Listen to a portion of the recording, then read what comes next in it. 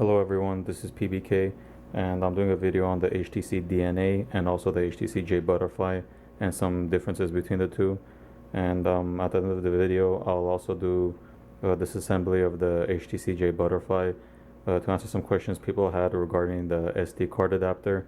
I've already taken the HTC DNA apart, so I'm not going to do that. Pictures of that can be seen on droidforums.net and also XDA developers.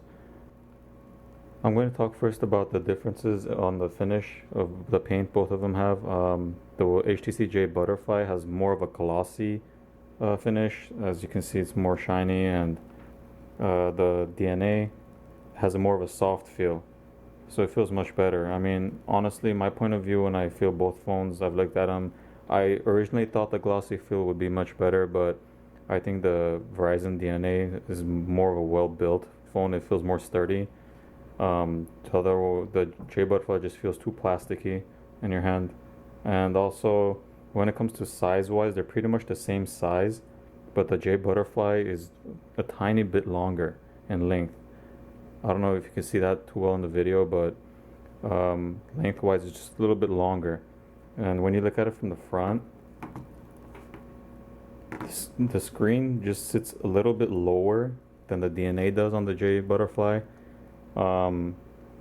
That again is going to be some stuff I'll look into when I take the phone apart as to if any main board placement is different on there or whatnot.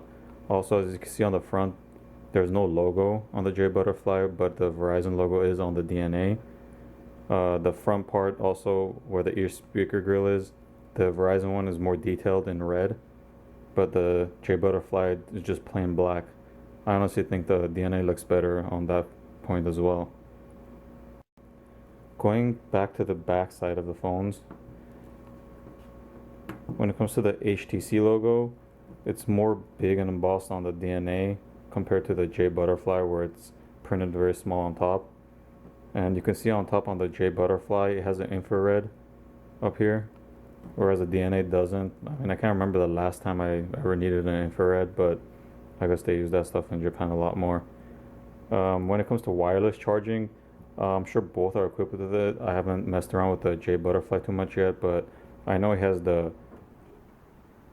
adapter down here for like a cradle type of charging. It has those 3 dots, as you can see.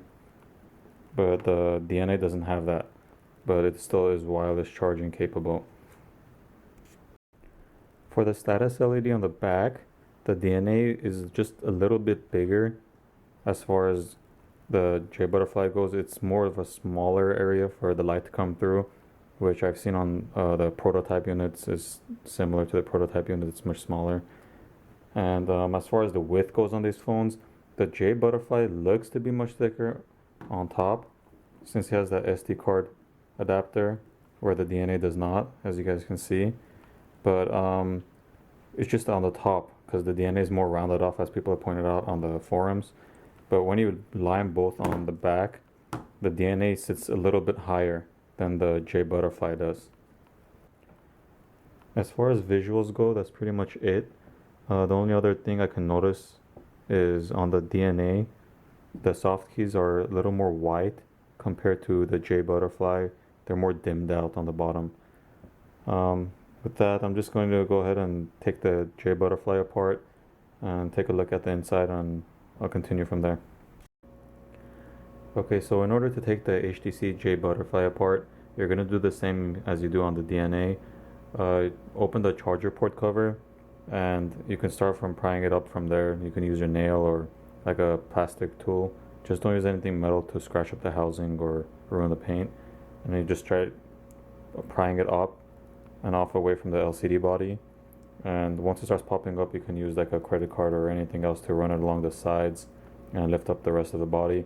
Keep in mind, on the J Butterfly, there is wires which are attached to the back battery cover. It's not like the DNA. The DNA does not have any wires. It just has some adhesive over the speaker. But this one, you're gonna have to pry along the sides and then use like a small tool to lift up the ribbon off the main board from inside, and then you can remove the cover, as I'll show you right now. Mine's already removed it, but pretty much on the back cover, you see the cable right here that runs to the back where the charging connectors are for like a cradle or something. That's connected to the main board. You're gonna have to lift that up so it doesn't tear. Also, another thing I noticed, the speaker is with adhesive attached to the back cover. The DNA is not like that. It's different design. I don't know what differences it makes, but that's as far as the battery cover goes. Same as the DNA has that water resistant seal, that rubber seal around it as the blue one you can see. It's just like a rubber, you can take it off. As far as the J Butterfly goes, here's what it looks like. There's the micro SD card reader right there. It's not something that could be soldered on, as people were wondering on the forums. The board also, I was wondering originally if it's something you could take off and put on the DNA, but it's not, because it has additional features on this one, like the infrared right there. And it has this antenna receiver over here that touches the battery cover also. Has additional wires running from it to the main board, which the DNA doesn't have. As far as size wise too, sits lower than the DNA does in some areas. It's not something that would fit onto the housing of the DNA. And then the speaker assembly down here is different. The DNAs looks different from prior pictures you guys have seen on the forums.